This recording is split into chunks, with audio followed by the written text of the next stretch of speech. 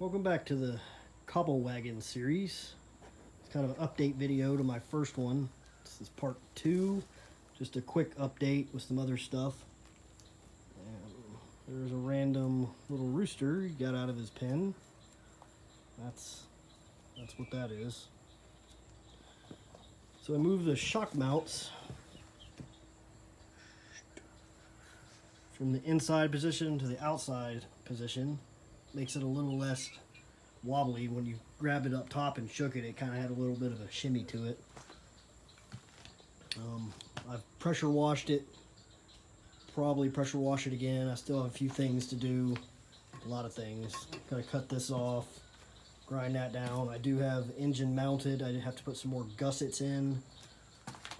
I got this belt. This is a 56-inch belt. Anybody tries to do any kind of a Polaris motor swap, this is able to keep this below the top frame here. I could actually mount it up top if I wanted to with this much belt and probably get some water fording, but I'm not really going to be going through deep water with it. If I do, I don't know, I'll just avoid it. I use the stock Polaris airbox.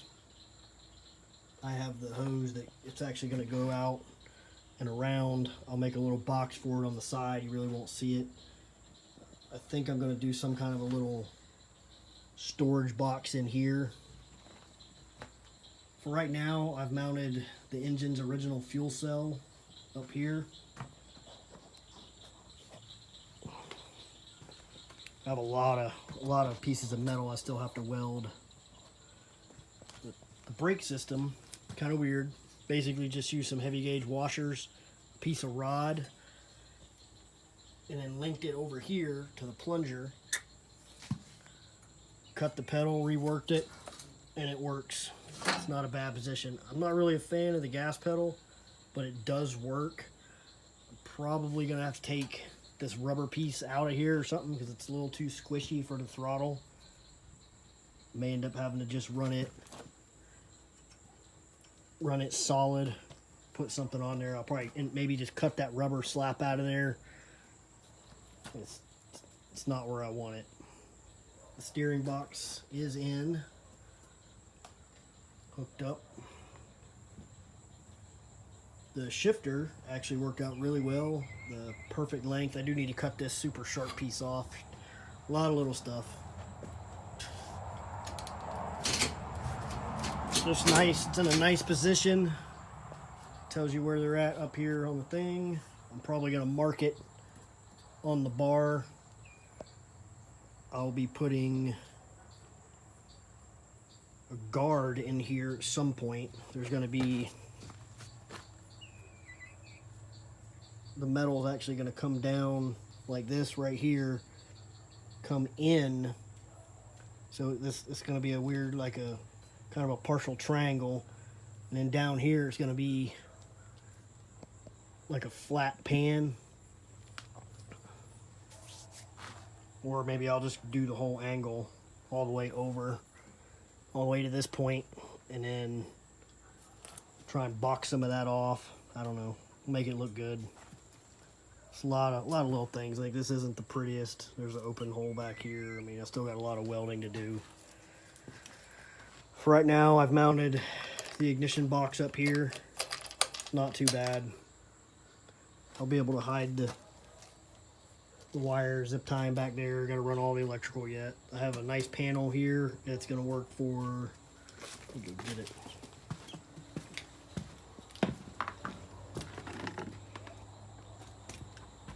It'll show voltage, got a USB charger, 12 volt. I'll have front diff, rear diff,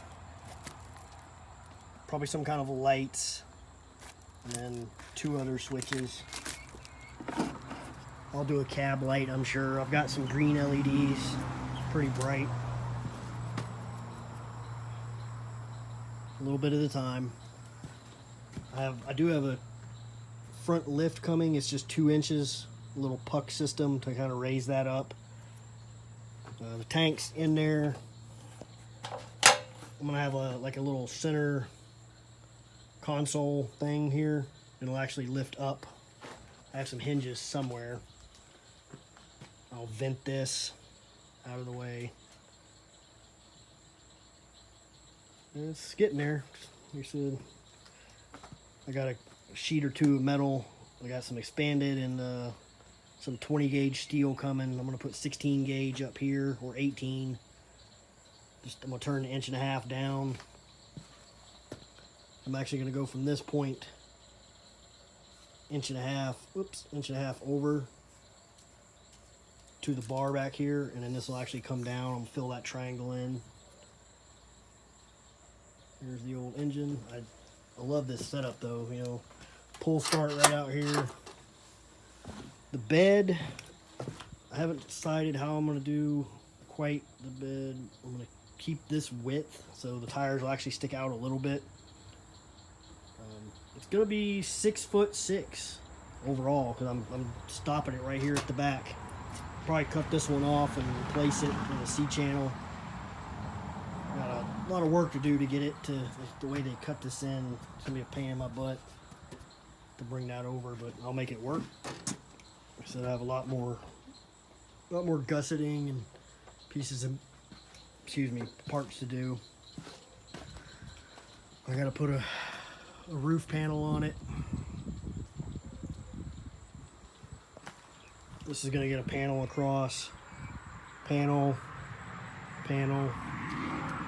That'll get a panel. I'm thinking I'm just going to leave this open. I do have some Jeep doors. Since they're pretty much already framed out, I may pull that skin off of them. And I was looking at it with just a little bit of cutting, because I can mount them up here and it will actually come across, kind of be a low door, but at least it'll be something. Maybe. We'll see how that works out. Otherwise, I'll have to make something else where it comes up a little higher, where it hinges off the straight part and then actually comes up, over and down.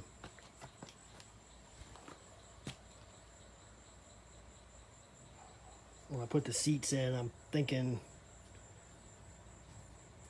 I'll put like a grab bar here, so you'll actually grab another grab bar here or up higher, so you'll have one there and there when the door's open. I will put some kind of a tube door or something on this thing. And this actually kind of worked out kind of neat. I do need to move the release. I just kind of threw it on there. See, it just kind of hits you in the hand. Not the best idea. But the Mercy brake works. If you hold it or it doesn't slam your fingers, it works fine. Well, I think I'm going to cut that off and then move it over and up, so you just flip it. But that's where we're at. And check out the original project. This thing. This was a Craftsman rear end. It's like a mud mower, yard tractor. I use it for everything. Polaris wheels, pretty simple. Just they bolted up after drilling holes in them. I actually welded the lawnmower rim, cut it apart and welded it to the back of the Polaris rim. This is a Polaris, I think 400 or 500 front end. It is ugly in there, just cobbled it up, but hey, you know what, it works. Mounted the motor up high. This is just a little 6.5 Harbor Freight. I need to spray the chain. Centrifugal clutch. This is a high-low speed gearbox. It will just about float. It bobs around on the bottom. It's kind of neat. Comes the other rooster with the cat and tail. I don't know what's going to happen here. Got two of them. I ended up using a thumb throttle. I use this thing like every day on the weekend. It's crazy. I snorkeled it. I have had the motor to about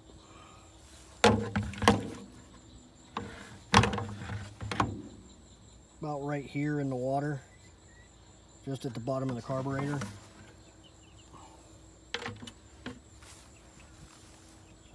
But it goes pretty good. I mean, it's not super fast, but it'll go through just about anything. And it's not heavy, so you can push it right out. I pulled this trailer around the yard. This leftovers from the Polaris. I couldn't believe how much trash that thing put off. But I'll be doing some mods on this in the future. Hopefully I can meet up with some other people here in Florida when gas prices go down a little bit. But for right now, that's pretty much it. I have a few ideas I'm wanting to make. Said I'll be putting another bar across here, probably a panel about 16 inches high or so, with 1.5 inches over and then 1.5 inches down, or inch down, just as something to stiffen up the back. Probably cross break that. I'll do the lid.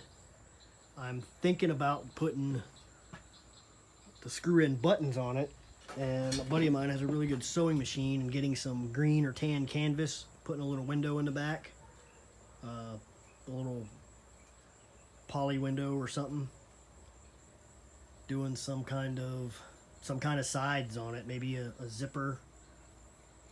I don't know, maybe figure something out. I do have a nice piece of Lexan somewhere. It's pretty thick though, I don't know. It's like a 1/2 inch or 3/8. I don't know if I want to do the whole window thing, but if I close the cab in, I have the original radiator. I can make an AC system, like a swamp cooler. So thinking that might be a pretty neat project in the future, because I can actually mount it either right here in the back, mount it to the roof facing down. If I mount it to the back, like inside the cab where it'll recycle the air, I think I'll have enough room in the middle, because the seats actually would sit here, so I could make a frame for it inside. I'll just have to close all this off yet. Like, put an angled panel here. This is getting metal across this sometime this week up to here. I'd have to figure out how to dress this in. I could use rubber or something, just cut a slit in it, and then rivet some pieces around it. That would close that off. Closing this off is going to be a little bit more tricky. I'll be putting a metal panel on the outside. Probably just leaving this open, vacuum it out for the time being. Maybe drill some weep holes down in the bottom. Not a big deal. I still need to put some more gussets in there. I got the front bumper. It actually fits fairly well. If I cut it apart, I might be able to use it. I do have a nice bender, roll a pipe bender at the shop. See about using it, making a new one. Just need to keep plugging away at it.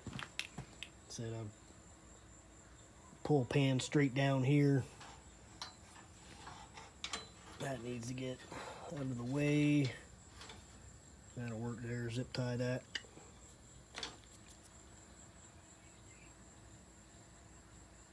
So when I go underneath, everything will be closed off, and then go over here, so I can come straight up from here to that point. Put an access panel, turn it underneath, come down, close all that off, so it'll be like a pod on that side. And I should be able to access everything else from the driver's side, which I'm not afraid of it to kind of be in the way. I'll probably make a little expanded metal thing or something, figure it out. Closing it off will be kind of interesting. I don't know if I'll be able to do completely sealed or not. Maybe just the air blowing on you will be enough. Just do it a little bit at a time. I could, like I said, do a sheet of rubber, fabric, something. But that's where we're at. I'll get another update video as soon as I can.